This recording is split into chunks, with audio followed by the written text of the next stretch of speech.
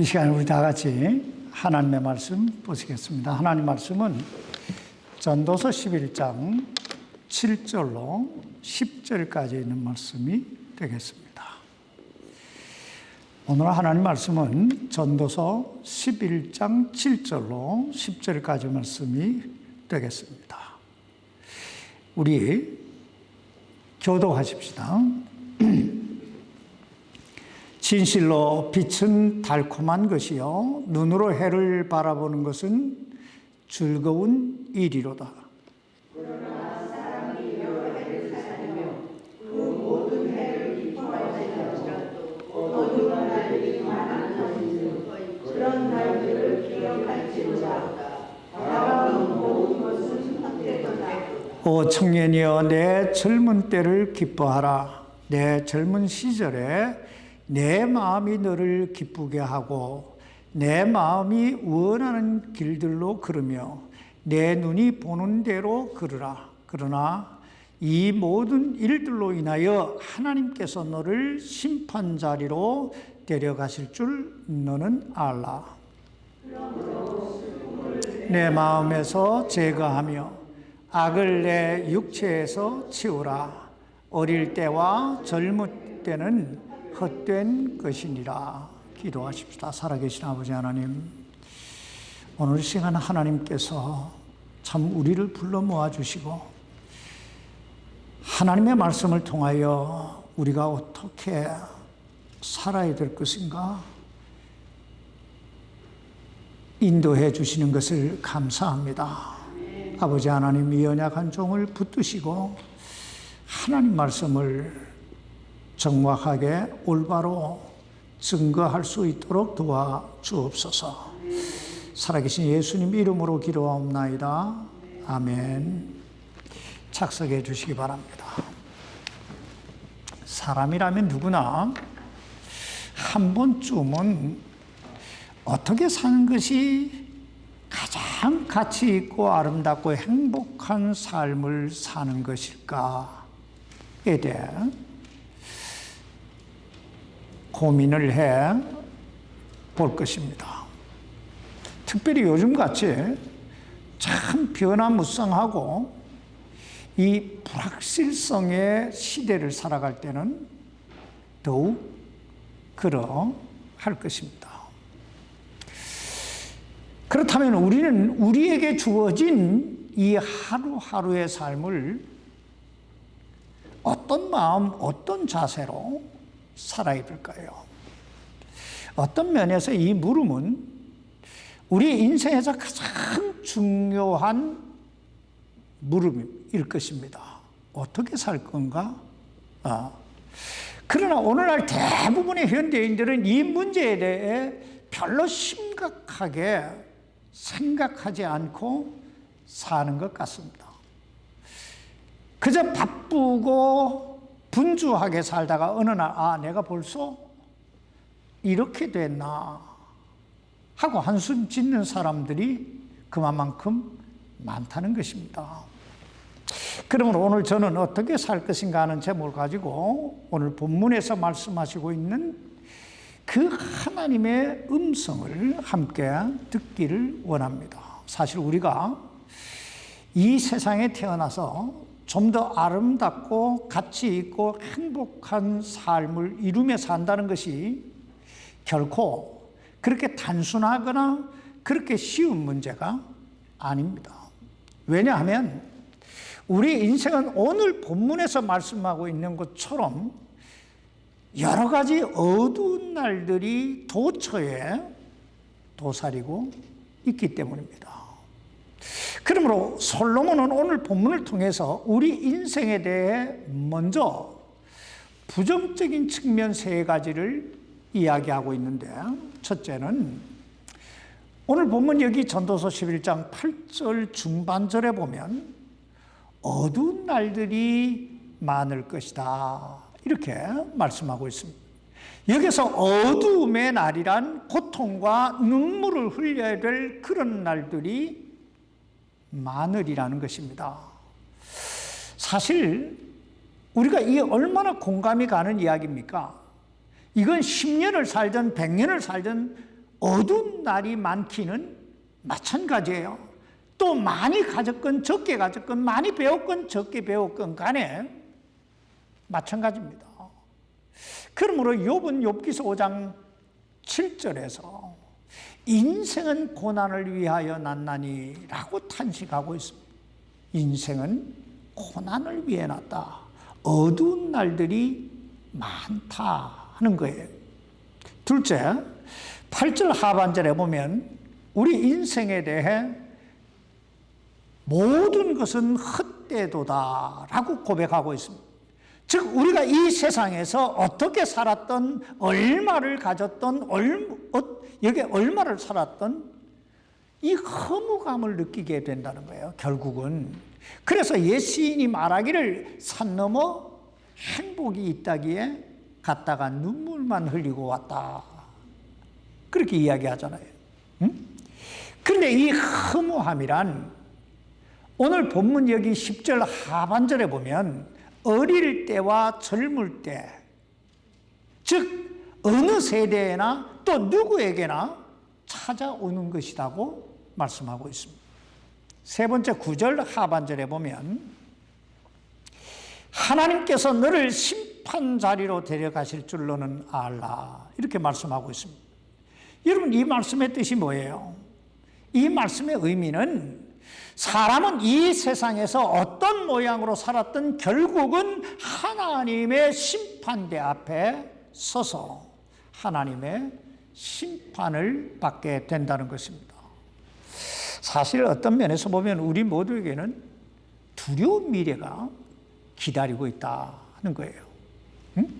그러므로 인생은 누구나 다 남모르는 눈물이 있고 참 허망함, 허무감이 밀려올 때가 있고 두려움이 있다는 것입니다. 근데 그럼에도 불구하고 하나님은 솔로몬을 통해서 오늘 본문 8절 상반절에서 이렇게 말씀하고 있습니다. 그러나 사람이 여러 해를 살며 그 모든 해를 기뻐할지라. 한마디로 기쁘게 살아라 하는 말이에요. 또 9절에도 보면 오 청년이여 내 젊은 때를 어떻게 하라고요? 기뻐해라. 자, 그렇다면 여기서 한번 정리해 보십시다. 어두운 날들이 많은 인생, 그리고 이 헛된 것뿐인 인생, 그리고 그 인생의 마지막엔 준엄한 하나님의 심판이 기다리고 있는 이 인생을 살아가면서 어떻게 우리가 참 기쁘게, 신나게, 행복하게 살 수 있을 것인가? 여기서 우리는 먼저 근본적인 문제부터 한번 생각해 볼 필요가 있습니다. 여러분, 우리 인생에 왜 어두움이, 그리고 왜 허무함이, 그리고 왜 하나님의 심판이 찾아왔습니까? 창세기로 거슬러 올라가면 결국은 죄 때문이에요. 다시 말하면 인류의 조상 아담이 범죄함으로 그 결과 인간에게 죄가 들어왔고 또 그 죄로 말미암아 인생의 어두움이, 허망함이, 그리고 심판이 찾아왔다는 것입니다. 그렇다면 이 어두움의 문제, 이 허망함의 문제, 그리고 이 심판의 문제를 어떻게 해결할 수 있을까요?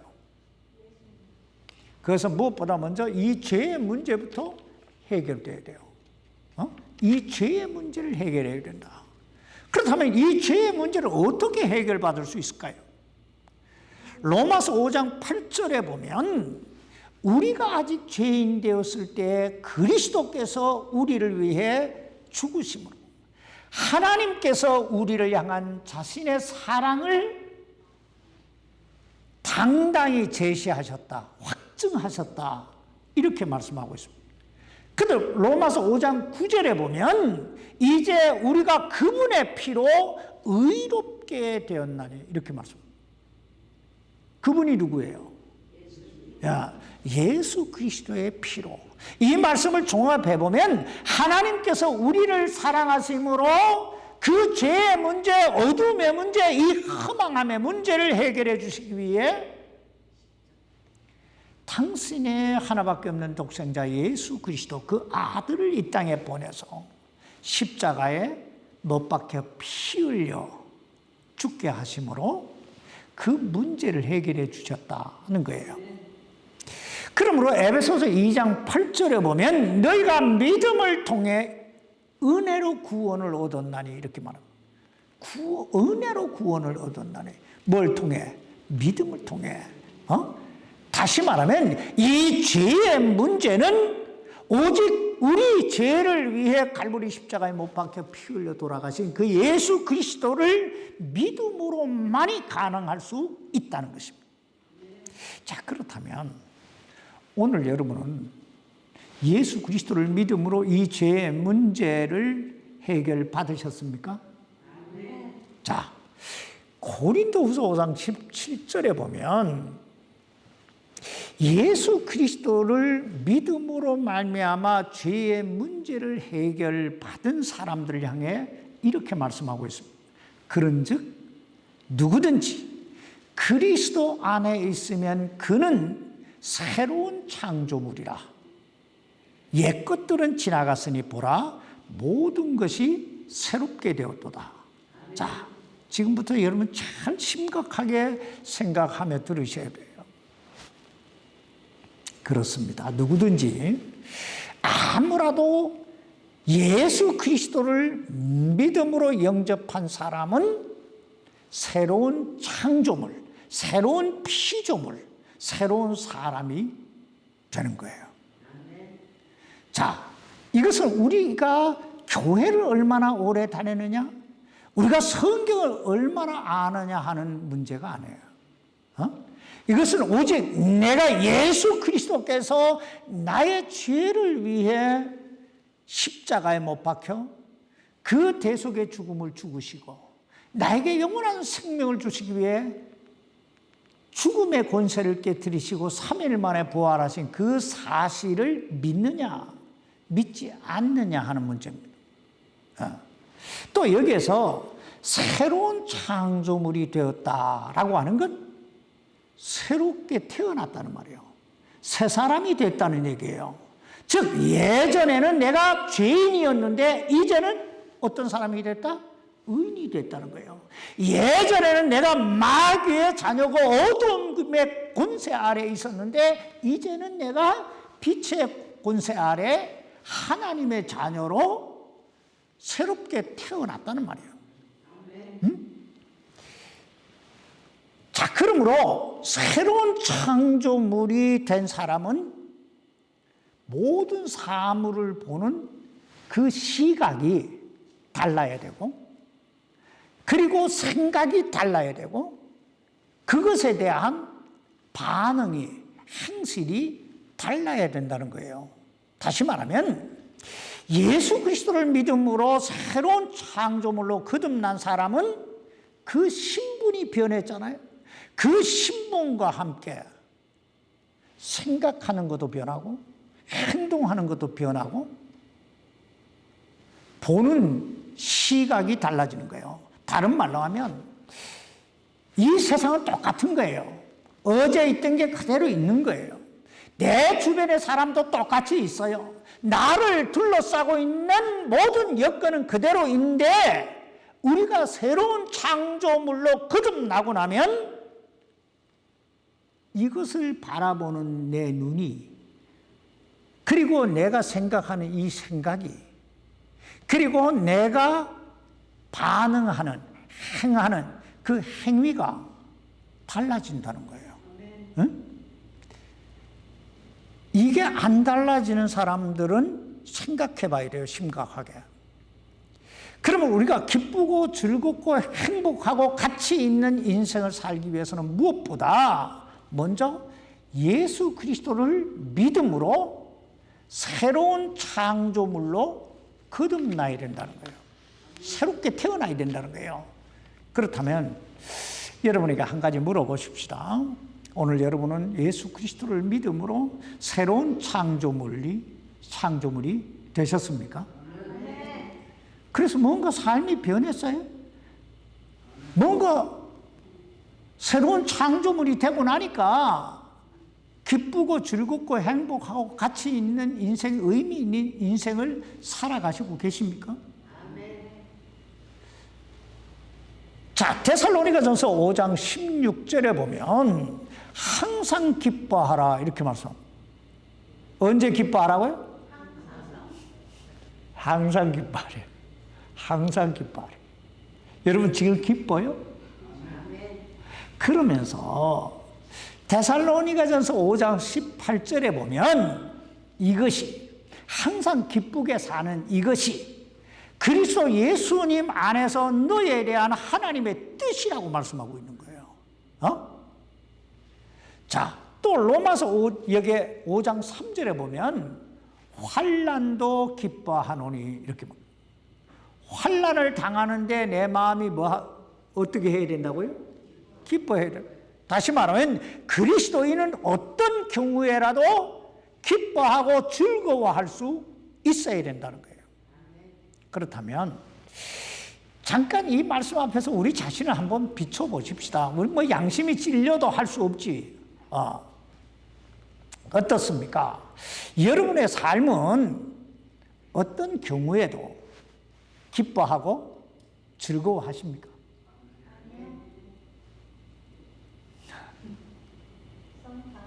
사실 우리들 대부분은 이 말씀대로 기뻐하고 즐겁게 살기보다는 항상 인상 쓰고 어렵고 근심 속에 살 때가 훨씬 많지 않을까요? 응? 그러나 그 일에 대해 내가 기뻐하고 즐겁게 살지 못하는 그 일에 대해 심각하게 생각하는 사람이 별로 없다는 거예요. 또 이게 죄라는 의식을 가지고 사는 사람도 별로 없다는 거예요. 분명히 이건 하나님 뜻이다. 항상 기뻐하라고 이건 하나님 뜻이다 이랬는데 내가 하나님 뜻대로 살지 않는데도 심각하게 내가 이거 하나님 뜻대로 살지 않는데 이렇게 심각하게 생각하는 사람이 별로 없다는 거예요. 응? 그냥 당연시 여긴다는 거예요. 이거 심각한 문제 아니에요? 분명한 건 그리스도인은 하루하루를 기쁘고 즐겁고 신나게 살아야 된다. 이게 하나님 뜻이라는 거예요. 왜냐하면 이게 하나님 뜻이니까. 그렇다면 우리가 어떻게 날마다 참 기쁘고 감사가 넘치고 신나게 그렇게 살아갈 수 있을까요? 자, 오늘 본문에 보면 솔로몬은 우리 그리스도인들을 향하여 기쁘고 즐겁게 살아갈 수 있는 비결 4가지를 말씀하고 있는데, 첫째는 해를 보라 이렇게 말씀하고 있습니다. 뭘 봐요? 오늘 아침에 해본 분 손 들어보세요. 오늘 날씨가 흐렸잖아요. 여기 11장, 전도서 11장 7절 말씀 보시기 바랍니다. 진실로 빛은 달콤한 것이요 눈으로 해를 바라보는 것은 즐거운 일이로다. 이 말씀의 뜻은요, 한마디로 딱 말하면 날마다 감사하며 살아라 이 말이에요. 여러분, 우리가 해를 바라본다라고 하는 의미가 뭐예요? 해를 바라본다. 결국은 오늘 내가 살아있다는 증거예요. 죽은 사람이 어떻게 해를 바라봅니까? 그러니까 내가 살아있다는 증거예요. 그러니 우리가 얼마나 감사해야 합니까? 아침에 일어나서 동쪽 하늘에서 떠오르는 그 태양을 바라보면서 이야, 멋있다, 정말 좋다. 그렇게 감사하며 기쁘게 즐겁게 여러분 살아가십니까? 사실 우리들 대부분은 어떻게 삽니까? 그냥 아침에 일어나야 된다는 그 사실이 참 피곤하고 부담스럽고, 저 같은 경우에는 거의 저녁잠은 별로 없고 아침잠이 많은 사람에게는 참 힘든 부분이에요. 응? 자, 누군가 이런 이야기를 했습니다. 이 세상에는 마치 감옥살이를 하고 있는 두 부류의 사람들과 같다. 그런데 한 사람은 창살을 부여잡고 찬란하게 떠오르는 큰 태양을 바라보면서 그 아름다운 태양에 취해서 자기가 감옥에 갇혀 있다는 사실조차 잊어버리고 막 새로운 꿈을 꾸며 살아가는 그런 사람이 있고, 다른 한 사람은 창살을 움켜잡고 사방으로 둘러싸여 있는 큰 높은 그 감옥의 담장만 바라보고 자신의 신세를 한탄하며 좌절과 한숨 속에 살아가는 사람이 있다. 여러분, 이 두 부류의 사람들 중에 누가 더 행복한 사람일까요? 아니, 오늘 여러분은 어떤 부류에 속하는 삶을 살아가고 있습니까? 매일매일 나를 둘러싸고 있는 그 문제들, 이런 것 때문에 막 골치를 앓고 그렇게 살아가십니까? 아니면 참 하나님의 은혜를 바라보면서 그 주님이 주신 그 자연을 바라보면서 새로운 꿈을 꾸며 그렇게 살아가고 있습니까? 하나님께서 이 솔로몬을 통해서 우리에게 주시는 메시지가, 첫 번째 메시지가 이거예요. 기쁘고 즐겁고 신나고 행복하게 살려면 해를 봐라. 또 마태복음 16장 26절 이하에 보면 예수님은 당신을 따르는 무리를 향해서 이렇게 말씀합니다. 공중 나는 날짐승들을 봐라. 새를 봐라. 들에 백합화가 어떻게 자라는가 생각해라. 여러분, 공중에 새가 어떻게 살고 또 들의 백합화가 어떻게 피어납니까? 결국은 다 하나님이 저들을 먹이시고 입히시는 줄 믿습니다. 근데 그 다음 구절에 가면 뭐라고 주님이 말씀하시냐면, 너희는 이것들보다 더 중하지 아니하냐, 더 귀하지 아니하냐. 자, 하나님께서 공중 나는 새도 들의 풀잎 하나도 다 먹이시고 입혀주시는데, 너희같이 더 귀한 너희를 어련히 당연히 먹이시고 입혀주시지 아니하시겠느냐는 거예요. 근데 우리는 우리가 입으려고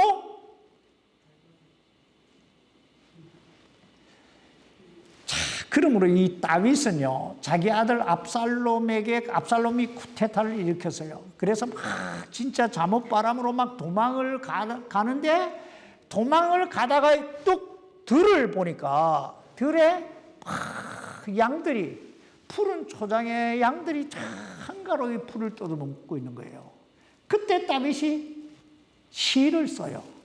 뭐라고? 주는 나의 목자시니 내게 부족함이 없으리로다. 참, 그 도망가는 사람이 막 불안하고 막 분통이 터지고 막 이럴 거 아니에요.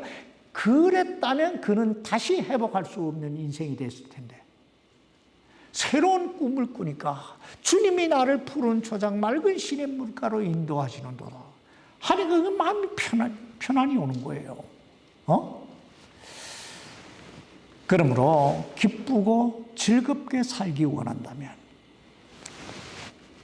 해를 봐라. 자연을 봐라. 자꾸 환경만 보고 사람만 보고 여기에 매이지 말고 좀 멀리 봐라 이거예요. 그 속에 하나님의 음성이 들려오고 그 속에 하나님의 손길이 역사하실 줄 믿습니다. 두 번째, 우리가 항상 기쁘고 즐겁게 살기 위해서는 자신에게 주어진 그 하루하루의 삶에 대해 감사할 수 있어야 된다. 그날 그날을 즐길 수 있어야 된다는 거예요. 여기 오늘 본문 11장 8절에 보면, 전도서 11장 8절에 보면 사람이 여러 해를 살며 그 모든 해를 기뻐할지라도 이렇게 말씀하고 있는데, 이 말씀을 좀 쉽게 풀이하면 인생을 살면서 항상 그날 그날을 즐기라는 거예요. 감사하라는 거예요. 어떤 사람들은 여기에 조건이 충족돼야, 그리고 어떤 목적이 달성돼야 행복해질 수 있는 줄 아는데, 그러나 한번 생각해 보세요. 우리가 행복하고 즐겁게 살기 위해서는 꼭 어떤 조건이 맞아야, 어떤 목적이 달성돼야, 그때까지 기다려야 한다면 우리는 평생 살면서 행복하게 살 수 없을 거예요. 왜냐하면 행복이나 기쁨이나 즐거움은 어떤 조건이 가져다 주거나 어떤 목적 달성이 가져다 주는 것이 아니기 때문입니다. 또 무엇보다도 인간의 욕심은 한도 없고 끝도 없기 때문에 그래요. 어떤 조건 찾아보세요. 내가 얼마가 있으면, 내가 어떤 것을 이루면 평생을 요만큼 이루면요, 요걸로 만족할 줄 알아요, 사람이? 아니에요. 하나를 얻으면요, 두 개를 얻고 싶어요. 내가 어제 손주 녀석하고 잠깐 통화를 했어요. 자기 사과 따라갔대요. 몇 개 땄냐? 10개 땄대요. 그래서 너 할아버지 몇 개 줄래요? 그러니까 하나 줄게요. 왜 하나 줘? 그랬더니 자기 식구가 5이래요. 그래서 너 식구가 왜 5이야? 뭐 할아버지, 할머니, 나는 없어요. 그 집 식구 아니야. 자기 할아버지, 할머니, 아빠, 엄마, 자기 이래 5이 정확해. 그래서 내가 시우한테, 시우야, 그러면 너희들 5 식구니까 하나씩 먹고 나머지 5개 남지? 그거 할아버지 줘. 그랬더니 할아버지 내일 올 거예요? 이 목소리가 조금 가라앉아.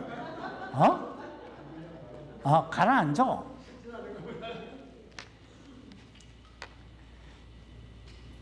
나 내일 예배 드려야 돼요. 그러니까 예배 끝나고 오세요. 한국말이 천상유수요. 그러므로 주님께서 마태복음 여기 6장 34절에 보면 이렇게 말씀합니다. 그러므로 내일을 염려하지 말라. 내일이 자기들을 염려할 것이요 한날의 악은 그날에 족하니라. 이 말씀 좀 바꿔 말하면 자신에게 주어진 그 한날 한날에 최선을 다해 살되 내일 있을 일 때문에 오늘의 즐거움을 뺏기지 말라 이거예요. 그래서 요즘 이런 말이 가끔 하더라고요. 왜 근심을 선불했어? 그래요. 선불이 뭐예요? 미리 땡겨 쓰지 말라 이거예요. 일어나지도 않은 일이 일어날 것처럼 해가지고 막 근심하는 사람들이 있잖아요. 이거 가불에 쓰는 사람들이요. 토인비라고 하는 기독교 역사가가 이런 말을 했습니다. 당신이 우리 집에 와서 내가 사는 모습을 보면 참 나는 행복한 사람이라고 그렇게 생각할 것입니다. 그러나 이 가구들이나 이 음식들은 나의 행복과는 하등의 관계가 없습니다. 나는 하나님께서 나를 사랑하시고 나를 돌보시고 계신다는 그 사실을 매일매일 아침마다 느끼며 자리에서 일어납니다. 그것 때문에 나는 행복합니다. 오늘 여러분 어떠세요? 하나님께서 여러분을 사랑하시고 돌보시고 함께 하신다는 그 사실 때문에 여러분이 행복하십니까? 아니면 오늘 몇 푼의 돈이 들어온 그 사실, 다른 거라도 뭔가 이루었다는 그 사실 때문에 기뻐하십니까? 기쁨이나 행복은요, 제가 살아오면서 늘 느끼는 건데, 어떤 조건이나 어떤 목적 달성이 주는 게 아니에요. 기쁨이나 행복은 내 마음 속에서 일어나는 거예요. 내 마음 속에서 일어나는 거예요.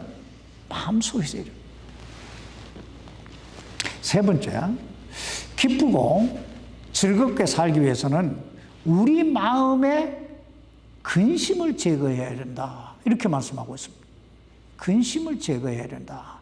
여기 전도서 11장 10절 말씀에 보면 슬픔을 내 마음에서 어떻게 하며 제거하며 이렇게 말씀하고 있는데, 이 슬픔이라고 하는 말이 근심이란 말이에요. 근심. 마음에 근심이 있으면요, 비례적으로 우리 마음의 기쁨과 즐거움이 그만큼 사라지게 됩니다. 이 사실을 솔로몬은 여기에 잠언 12장 25절에서 사람의 마음속의 근심은 마음을 움츠리게 한다 이렇게 말합니다. 마음에 근심이 있으면 마음을 움츠리게 하니까 마음이 좁아진다는 말이죠. 또 잠언 17장 22절에 보면 상한 영은 뼈를 마르게 한다 이렇게 말합니다. 그러니까 마음에 근심이 찾아오면 뭐가 마른다고요? 피가 마르지요. 뼈가 마르면 결국 피가 마르는 거예요. 그러므로 이 근심과 이 슬픔을 내 마음에서 제거해야 비로소 내 마음에 기쁨과 즐거움이 찾아오게 되는 거예요. 그렇다면 어떻게 우리 마음속에 끊임없이 일어나는 이 근심, 이 걱정, 이 염려를 제거할 수 있을까요? 여러분이 이 근심과 걱정을 제거하는 여러분의 방법이 뭐예요? 사도 바울은 빌립보서 4장 6절에서 이렇게 말합니다.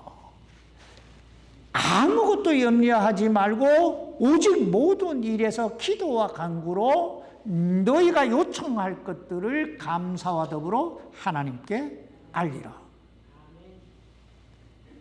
그러면서 4장 7절에 넘어오면 그리하면 이래요. 그리하면 뭐 하면? 하나님께 아뢰면 모든 이해를 뛰어넘는 하나님의 평강이 그리스도 예수님을 통해 너희 마음과 생각을 지키시리라. 다시 말하면 우리 마음의 근심을 제거하려면 첫째, 기도해라 이거예요. 둘째는 감사와 더불어 기도해라 이거예요. 이 감사와 더불어 기도하라는 말은 믿음으로 하라는 거예요. 하나님 내가 기도하면 응답해 주실 줄 믿습니다 하는 그 믿음을 가지고 기도해라. 그리하면 모든 이해를 뛰어넘는 하나님의 평강이 이래는데, 이 모든 이해를 뛰어넘는다는 뜻이 뭐냐면 내가 생각하는 것, 내가 기대하는 것 그 이상으로 라는 뜻이에요. 전 목회하면서 종종 이런 말을 듣습니다. 참 이런 말을 들을 때마다 참 목사는 행복해요. 목사님 참 이상해요. 예전 같으면 내가 이런 일을 만나면 참 잠도 못 자고 밥도 못 먹고 막 안달복달 했는데, 내가 예수님을 믿고 기도를 시작하면서 참 이상하게 이런 일을 만났는데도 내 마음이 편해요. 머리가 맑고 잠도 잘 와요. 이런 말을 들을 때가 있어요. 이게 바로 기도와 간구로, 감사함으로 하나님께 아뢰는 자들에게 주시는 하나님의 모든 이해를 뛰어넘는 평강인 줄 믿습니다. 한 가지 물어봅시다. 우리 마음속의 근심과 불안이 찾아왔을 때, 염려가 찾아왔을 때 일이 잘 될까요? 아니면 우리 마음에 기쁨이 있고 편안이 있고 머리가 맑을 때 일이 잘 될까요? 두 말하면 잔소리지요. 머리가 복잡한데 일이 잘 될 리가 있나요? 그러므로 날마다 모든 일에서 기도와 간구로 감사함으로 하나님께 날마다 알리시기를 바랍니다.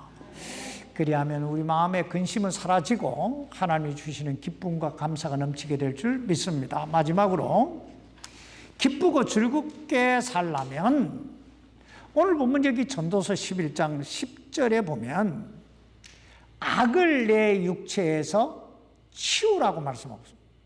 악을 내 육체에서 어떻게 하라고요? 치우라고. 이 부분은 제가 길게 설명 안 해도 여러분이 다 잘 아실 거예요. 그래서 우리말 속담에 이런 말이 있잖아요.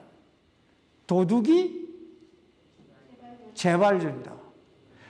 도둑 가만 놔두는데 재발이 저려서 죽어요.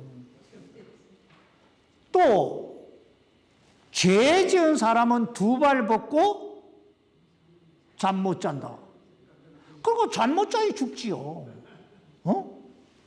이건 그만큼 우리 마음속에 죄가 있으면 편안도 없고 기쁨도 없단 말이에요. 뿐만 아니라 히브리서 12장 1절에 보면 죄가 있으면 성공적인 인생을 살 수 없다고 말씀하고 있습니다. 그러므로 성경은 악을 떠나라고 내 육체에서 치우라고 권면하고 있는 거예요. 특별히 시편 32편 이 3절 4절 이하에 보면 다윗이 이런 고백을 합니다. 내가 잠잠할 때, 그러니까 내 마음속에 죄가 있을 때 종일 신음하였으므로 내 뼈가 쇠하였나니 밤낮으로 주의 손이 나를 무겁게 누르심으로 내 진액이 여름 가뭄으로 변하였나이다. 참 이 말씀의 뜻은 이런 거예요. 여러분, 성경에서 사람의 생명이 어디에 있다고 말씀합니까? 사람의 생명. 자, 그러면 그 피는 어디에서 만들어집니까? 뼈에서 만들어져요. 자, 그런데 그 뼈가 쇠하여지고 여름 가뭄에 마름같이 됐다는 말이 이런 말이에요. 논에 계속 가뭄이 일어나면 논바닥이 어떻게 돼요? 쩍쩍 갈라지잖아요. 그러니까 내 뼈가 이렇게 쩍쩍 갈라진다 이 말이에요. 자, 갈라진 뼈가 피를 만들 수 있어요? 그럼 어떻게 돼요? 그러다 보면 결국 그 사람은 병들게 돼 있고 그 사람은 그냥 시들시들해져서 결국은 죽게 되겠지요. 이처럼 죄는 우리 숨통을 쪼여오는 거예요. 뭐 한다고 좀? 죄는 우리 숨통을 쪼여온다니까. 그러므로 기쁘고 즐겁게 살려면 어떻게 해야 돼요? 이 죄를, 이 악을 제거해야 돼요. 원래 하나님께서 우리 인간을 만드실 때는요, 근심하며 고통하며 그렇게 살라고 만드신 게 아니에요. 하나님께서 우리 인간을 창조하실 때는 기쁘고 즐겁게 하나님과 동행하면서 하나님 찬양하면서 그렇게 행복하게 살으라고 만드신 거예요. 그래서 에덴 동산도 다 만들어주시고 하나님 형상대로 만드셨잖아요. 그런데 인간에게 죄가 들어와서 문제가 되잖아요. 그래서 우리 마음속에 날마다 기도해야 돼요. 자신을 돌아봐야 돼요. 그래서 하나님께서 이 오늘 솔로몬을 통해서 우리에게 다시 한번 말씀하시는 거예요. 첫째, 해를 봐라. 하나님의 그 손길을 봐라 이 말이에요. 둘째는 그 하루하루 주어진 삶에 최선을 다하고 그날 기쁘고 감사함으로 살아라. 세 번째 뭐예요? 마음속에 근심을 제거해라. 염려하지 마라. 뭐 해라? 기도해라. 네 번째 뭐예요? 악을, 죄를 내 몸에서 치우라. 악을 치우라. 악한 생각하지 말라는 거예요. 나쁜 생각하지 말라는 거예요. 또 죄 짓지 말라는 거예요. 하나님께서 오늘 우리 모두에게 이 마음속에 기쁨을 주시기를, 주님이 주시는 그 평강을 누리게 해주시기를 우리 주님의 이름으로 축원합니다. 기도하십시다. 살아계신 아버지 하나님, 우리는 참 복잡한 시대를 살아가고 있습니다.